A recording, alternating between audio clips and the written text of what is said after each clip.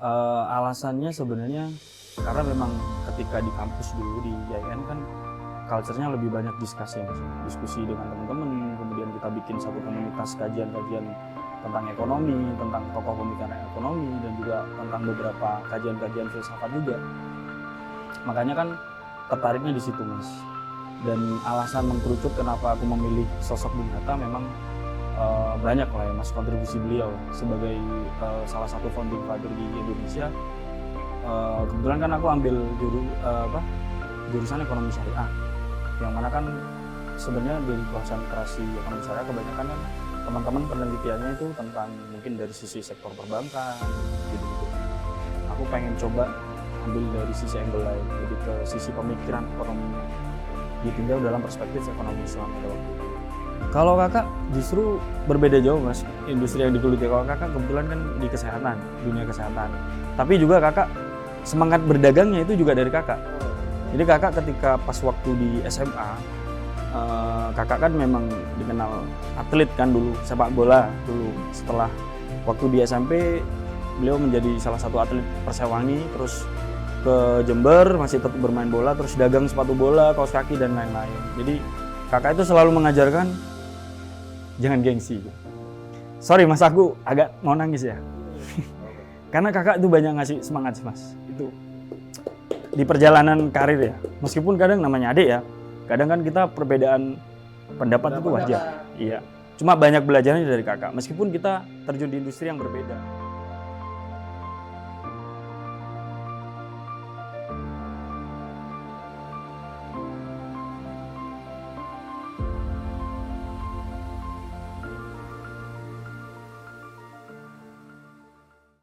Oke, selamat malam. Kembali ke konten baru kita, Diksi. Mencoba hal yang berbeda. Coba yang berbeda. Telah hadir bersama kita Mas Faris. Faris Wardana. Mas Faris Wardana. Halo Mas. Bagiku Mas Faris Wardana udah kenal dekat. Mas Faris Wardana, ceritakan besar tumbuhnya di mana? Kalau besar tumbuhnya sebenarnya juga di Banyuwangi sama Jember sih Mas. Banyuwangi. Makanya di bioku kan ditulis Banyuwangi, made in Banyuwangi, taste Jember kan. Karena dari kecil di Banyuwangi sampai SMP, lulus SMP baru merantau ke Jember. Bukan merantau sih sebenarnya, pindah tidur aja sebenarnya. Lanjut di pendidikan di Darussolah. SMA unggulan Darussolah. Itu lulus 2011, habis itu lanjut kuliah di IAIN atau sekarang dikenalnya UIN Khas Jember ya. Fakultas? Ekonomi Mas. Ekonomi. Konsentrasinya di ekonomi syariah. Ekonomi syariah. Dan setelah itu break, setelah lulus lanjut di Pari, Kampung Inggris selama 1 tahun lah kurang lebih. Habis itu ada kesempatan lanjut di Pasca Sarjana Universitas Jember, ambil manajemen, konsentrasinya marketing. Besar dan tumbuh di Banyuwangi. Iya. Orang tua? Orang tua Banyuwangi Mas. Asli, semuanya asli Banyuwangi. Kalau kakek nenek aslinya Banten sama Jogja sih. Tapi kalau orang tua kan udah jadi orang Banyuwangi. Iya. Apa yang melatar belakangi Mas Faris kenapa kok pengen ke Jember? Awal sebenarnya kalau alasannya lebih tepatnya sih kan kakak kan juga setelah lulus SMP kan kakak lanjut di salah satu pendidikan di Jember. Ya banyak wawasan juga dari kakak. Dianjurkan di Jember. Kebetulan memang pengen juga sih ke Jember gitu. Menarik, tadi sempat profiling Mas Faris. Mas Faris memiliki banyak sekali tulisan ilmiah, artikel ilmiah. Salah satunya yang menarik bagiku adalah tentang ekonomi Muhammad Hatta ya. Muhammad Hatta. Nah, ceritakan Mas, kenapa kok sampean mengambil tema Muhammad Hatta? Iya. Alasannya sebenarnya karena memang ketika di kampus dulu di IAIN kan culture-nya lebih banyak diskusi ya Mas. Diskusi dengan teman-teman, kemudian kita bikin satu komunitas kajian-kajian tentang ekonomi, tentang tokoh pemikiran ekonomi, dan juga tentang beberapa kajian-kajian filsafat juga. Makanya kan tertariknya di situ Mas. Dan alasan mengkerucut kenapa aku memilih sosok Bung Hatta memang banyak lah ya Mas kontribusi beliau lah sebagai salah satu founding father di Indonesia. Kebetulan kan aku ambil jurusan ekonomi syariah, Yang mana kan sebenarnya dari konsentrasi ekonomi syariah kebanyakan kan teman-teman penelitiannya itu tentang mungkin dari sisi sektor perbankan gitu-gitu kan. Aku pengen coba ambil dari sisi angle lain, lebih ke sisi pemikiran ekonominya. Ditinjau dalam perspektif ekonomi Islam pada waktu itu. Dan kita kenal Bung Hatta adalah salah satu bapak koperasi ya? Benar, Koperasi Indonesia koperasi, ya? benar. Oke. Itu. Jadi alasannya ya panjang sih Mas, karena kan kalau berbicara tentang sosok beliau memang nggak akan selesai kita bahas di sini. Tapi ada satu hal yang menarik, kolerasi tentang ekonomi Islam ya. Karena kan di S1 kan aku membahas tentang, belajarnya tentang ekonomi Islam. Dengan sisi pemikiran-pemikiran beliau, apakah ada sih yang relevan atau memang ada satu titik temu lah dengan konsepsi ekonomi Islam. Ya alhamdulillah dari penelitian itu membuahkan beberapa hal yang sangat menarik sebenarnya. Karena kan sosok Bung Hatta sendiri selain kita kenal sebagai wakil presiden pertama ya kan, Bung Hatta itu lebih kenalnya kan orang-orang Bung Hatta ya, benar. Karena kan konsepsi dari ekonomi kerakyatan itu menjunjung tinggi tentang semangat altruisme, keadilan dan kesejahteraan secara merata. Nah tentu itu secara benang merahnya ketemunya di situ. Tentang konsepsi ekonomi Islam kan mengusung semangat-semangat keadilan dan kesejahteraan sosial juga begitu. Nah itu hal yang menarik menurutku.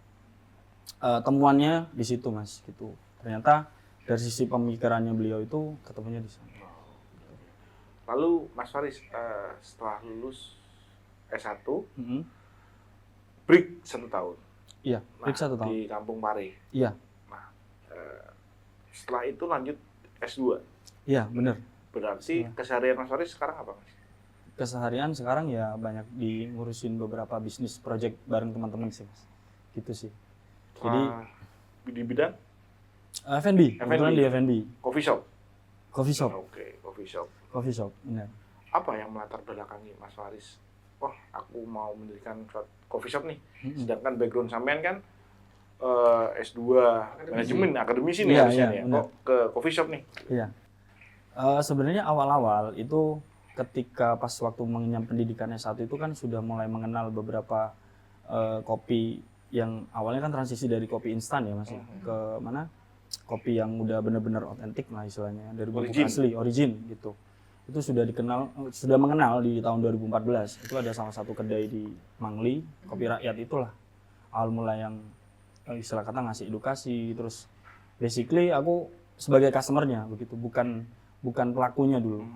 Tapi ya bagian dari itu kan. Kemudian pas waktu di Pare itu kebetulan kan teman-teman banyak dari Jawa Barat yang mana mereka kan notabene udah mulai aware lah tentang hal-hal kayak gitu kan daripada culture kita di Jember.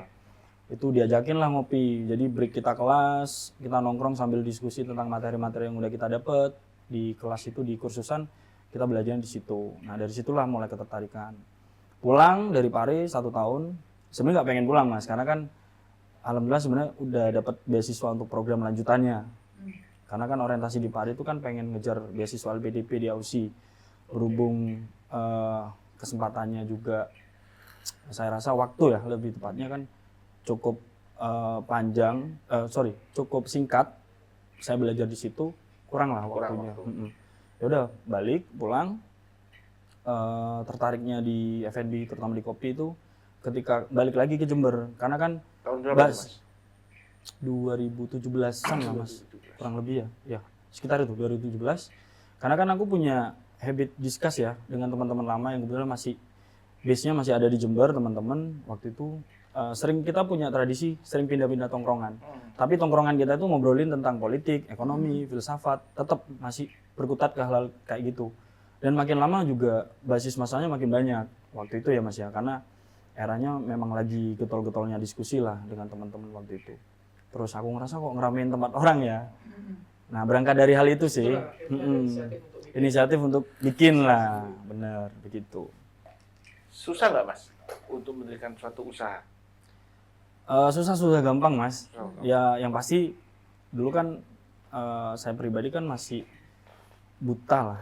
Sebenarnya waktu S1 juga suka dagang, karena kan ibu sebelum ngajar di sekolah dulu ketika break ketika setelah sholat subuh selalu diajakin nih sama ibu ke pasar, karena ibu kan sebelum berangkat ngajar tuh jualan kerupuk gitu mas di Kalibaru, di salah satu pasar tradisional di sana. Jadi ibu ngajarin, ya meskipun ibu alhamdulillah kan PNS mas dulu ya, sekarang udah pensiun. Jadi meskipun ibu PNS tetap ada semangat nyari, iya untuk nyari tambahan lah, yang namanya kan anaknya 3 mas, cowok semua, terus biaya pendidikan ya nggak murah kan gitu kan.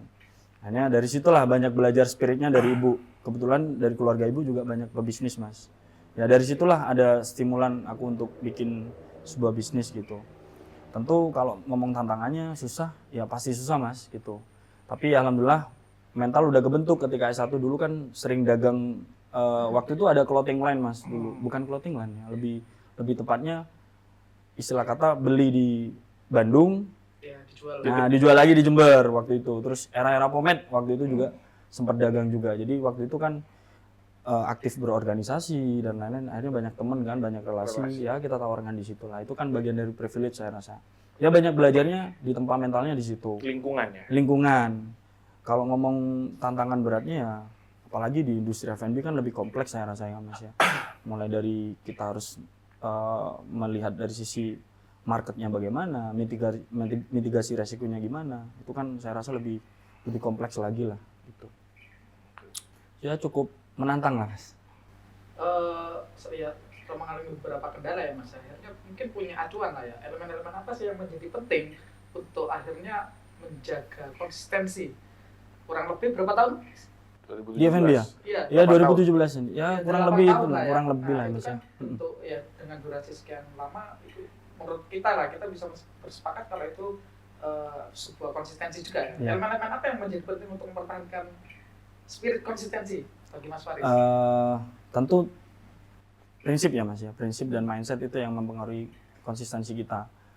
Memang berat ya menjadi sosok yang konsisten ya, seperti yang kita sering dengar ya. Jadi konsistensi itu bisa dikatakan bahasa lainnya kan istiqomah. Makanya kan istiqomah itu lebih istiqomah itu lebih baik daripada 1000 karomah. Oke. Nah, hal itu aku menyadari ketika terjun di dunia bisnis salah satunya ya.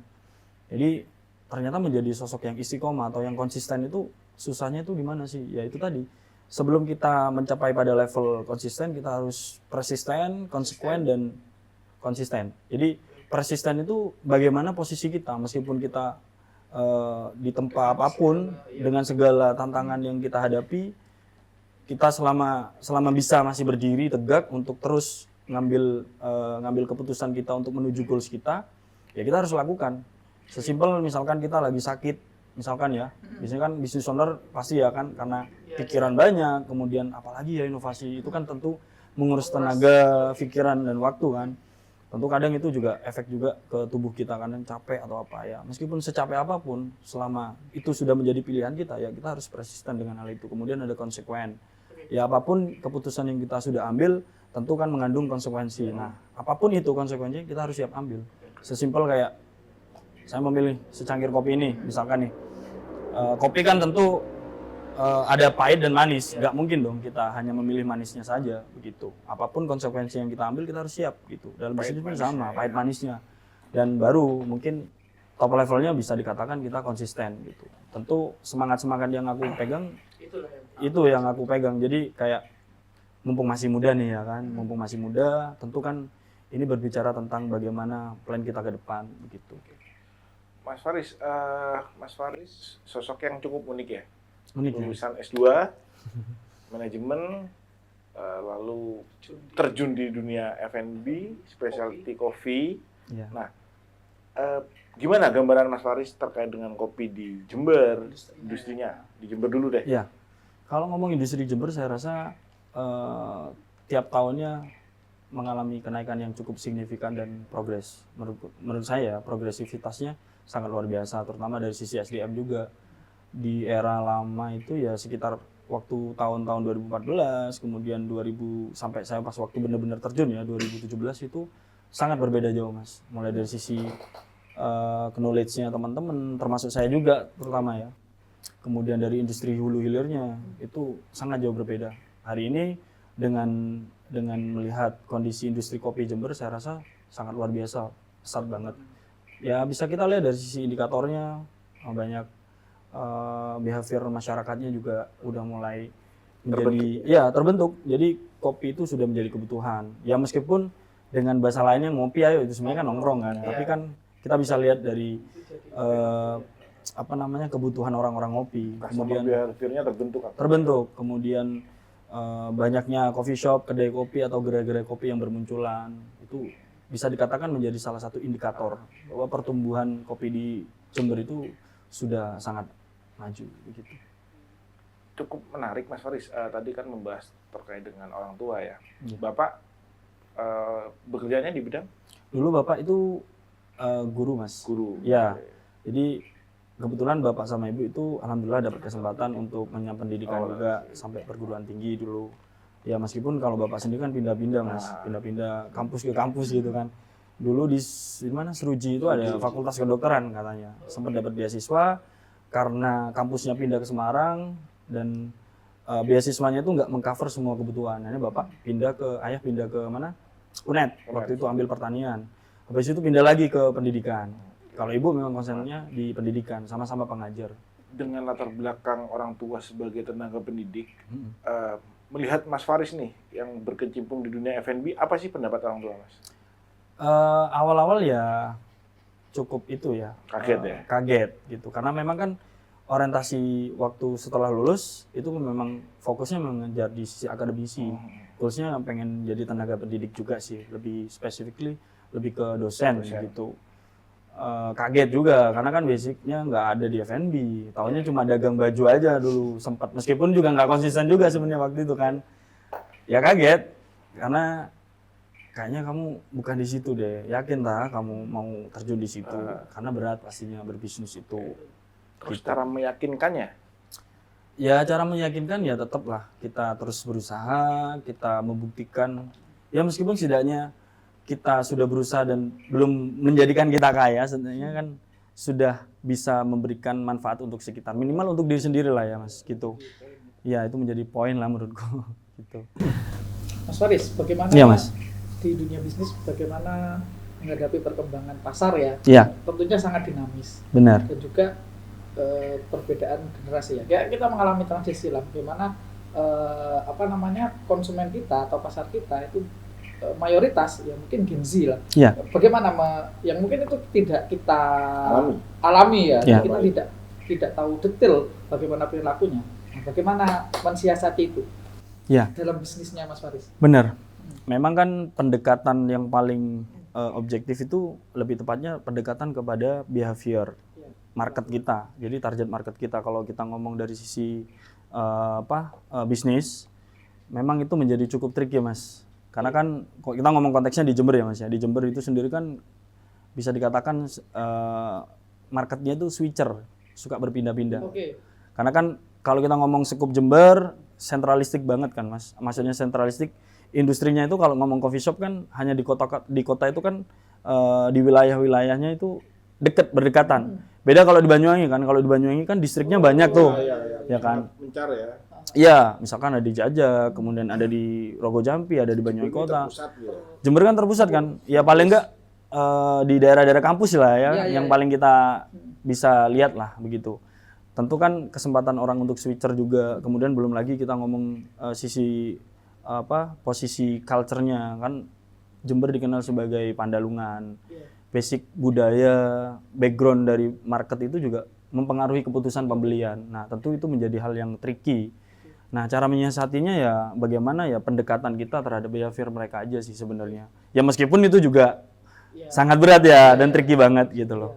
Tapi itu menjadi salah satu langkah taktis yang cukup aman lah. Karena dalam falsafah marketing kan bisa kita nerapin internal to eksternal atau eksternal to internal begitu loh. Kalau misalkan kita cari amannya lah ya. Kalau dalam sisi mitigasi resiko ya kita mengikuti pasar gitu. Atau create market. Atau kita bisa sebenarnya menerapkan dua-duanya di tengah-tengah. Mengcombine dua konsep itu. Gitu. Oke, Mas Faris, dengan background-nya Mas Faris S2 sekarang bergelut di bidang F&B, apakah nantinya memiliki keinginan kayaknya aku lebih ke arah tenaga pendidik deh daripada ke F&B? Apakah ada keinginan ke sana Mas? Kalau keinginan tentu masih ada Mas. semangat lama itu tetap ada ya, kayak kemarin terus berikhtiar ya, dengan adanya beberapa kesempatan untuk ngikutin beberapa tes yang meskipun sampai detik ini masih belum rezeki. Tapi kan berbagi ilmu itu kan, ya berbagi ilmu kan tidak hanya di ruang kelas, bisa di forum-forum saat ini juga kan kita berdiskusi, kita sharing satu sama lain kan, kita bisa mendapatkan ilmu itu dimanapun sih, selagi kita masih tetap berjuang. Kalau untuk mau ke arah situ masih tetap ada mas, karena kan saya pengen bisnis ini berjalan dengan lancar, banyak berkah juga dari situ. Benar-benar ketika nanti terjun di dunia pendidikan, niatnya benar-benar mengabdi lah, seperti itu orientasinya. Harapannya seperti itu. Mas Faris anak pertama? Anak kedua mas. Anak kedua? Dari kakak? Kakak ada, kakak cowok semua. Cowok semua? Kakak, kemudian adik aku tengah-tengah. Tengah.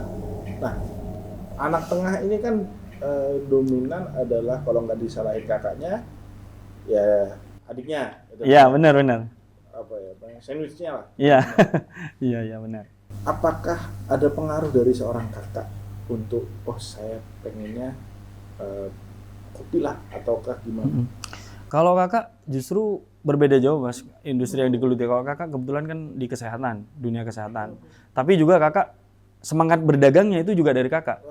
Jadi kakak ketika pas waktu di SMA, kakak kan memang dikenal atlet kan dulu, sepak bola dulu. Setelah waktu di SMP, beliau menjadi salah satu atlet Persewangi, terus ke Jember masih tetap bermain bola, terus dagang sepatu bola, kaos kaki dan lain-lain. Jadi kakak itu selalu mengajarkan jangan gengsi. Sorry mas, aku agak mau nangis ya. Karena kakak itu banyak ngasih semangat sih mas. Itu di perjalanan karir ya. Meskipun kadang namanya adik ya, kadang kan kita perbedaan pendapat itu wajar. Iya. Cuma banyak belajarnya dari kakak. Meskipun kita terjun di industri yang berbeda gitu loh, kakak di kesehatan. Tapi kakak juga masih dagang kok mas. Biasanya di alun-alun. Kakak itu ada bisnis baju-baju anak-anak gitu. Jadi ngemper gitu. Ya dia mengajarkan struggle-nya. Jadi kita sebagai cowok jangan sampai gengsi. Kita terlahir dari keluarga yang sederhana ya, tapi tetap mimpi kita harus besar. Itu yang selalu pegang dari prinsip kakak. Kalau adik sama, jadi semangat yang ditularkan dari kakak, ya gimana adik juga harus. Benar kayak gitu. Makanya adik hari ini juga mulai ada bisnis project juga bareng teman-temannya. Cuci sepatu itu mas, Saksit itu juga bisnis yang di-running adik dengan teman-temannya, kawan-kawannya juga itu. Akhirnya jiwa berdagang itu muncul malah dari orang tua. Benar kakak. Benar. Nah, melihat polemik sekarang mas Faris, berdagang ini kan fluktuatif. Iya benar. Naik turun. Ada siasat nggak dari Mas Faris agar dagangan ini bukan nggak laku ya, tapi at least ya sudahlah bisa jalan kan? Iya. Ada siasat gitu? Laku nggaknya produk itu sebenarnya tergantung dari, balik lagi ya mas ya, dari sisi market ya mas ya, marketing lah ya sebenarnya. Ya memang kalau dalam sisi teori kan sangat mudah sekali ya kan kita berbicara tentang teori, tapi di sisi prakteknya memang sangat tricky banget begitu. Makanya kan yang paling penting ketika kita running sebuah bisnis, yang pertama kita harus kenali dulu market kita siapa, target market kita siapa, kemudian apa sih yang menjadi kebutuhan mereka begitu. Laku tidaknya produk itu kan sebenarnya kalau di era sekarang kan, kalau berbicara marketing 4.0 kan kita berbicara tentang bagaimana konsepsi kita menciptakan apa yang kita bikin itu menjadi kebutuhan. Itu kan, makanya kan marketing, branding, dan selling itu kan menjadi satu kesatuan yang kita nggak bisa kita lepaskan gitu loh. Jadi marketing itu berkombinasi dengan branding, dia menciptakan sebuah kebutuhan, bagaimana produk yang kita ciptakan menjadi kebutuhan. Nah operasional itu yang menjaga, ketika traffic udah datang operasional itu menjaga, jadi menjadi satu kesatuan. Yang pasti biar produk kita diterima ya pendekatan yang paling aman, apa sih yang menjadi kebutuhan market, itu sih mas, gitu. Iya benar, biar market fit lah mas. Ya bikin produk enak itu kan saya rasa hari ini ya, melihat SDM hari ini keren-keren mas. Siapa sih yang nggak bisa bikin produk enak dan keren kan gitu. Tapi PR-nya kan gimana produk yang kita create itu bisa market fit lah, bisa sesuai dengan target market kita begitu. Itu sih. Untuk Mas Faris, seorang Mas Faris Wardana pasti punya mimpi ya. Harapan, mimpi yang besar. Apa kalau boleh tahu? Kalau ngomong mimpi sebenarnya mas, bukan nggak spesial sih. Saya selalu memegang teguh gini, mau kita kaya, mau kita menjadi orang biasa aja, semua orang pasti punya mimpi ya Mas. Iya. Jadi kalau saya sederhana sih Mas, balik lagi dari pesan orang tua. Jadi ada satu hal, kalau aku kan punya kebiasaan ketika pulang ke rumah itu banyak ngobrol sama ibu. Paling dekat kan sama ibu kan. Jadi selalu berpesan, jadilah orang yang bermanfaat orang buat sekitar ya. Khairun nas anfa'uhum linnas. Oke, Mas Faris. Jawab cepat ya ini. Ya, ini ada pertanyaan nih. Jawab dari cepat. Kami nih ada pertanyaan. Jawabnya cepat ya. Oke, siap. Kopi atau teh? Kopi Mas. Kopi. Dosen atau barista? Dua-duanya boleh nggak? Satu dong. Satu ya. Karena di kopi udah, alhamdulillah ya sampai sekarang ya. Dosen lah, Bismillah ya. Dosen. Yang kedua adalah Robusta atau Arabica? Arabica Mas. Arabica. Oke, ya. Oke, terima kasih Mas Faris. Siap Mas. Makasih banyak ya. Sama-sama. Ininya. Kasih spiritnya, Siap, Mas. kasih ilmunya. Siap, sama-sama Mas. Semoga nanti kedepannya bisa bermanfaat. Amin, amin. Jangan lupa juga tularkan ilmu-ilmu yang baik kepada teman-teman. Siap Mas. Sama-sama belajar Mas. Oke, kita akhiri. Terima kasih teman-teman semuanya. Jangan lupa komen, like, dan subscribe. Oke.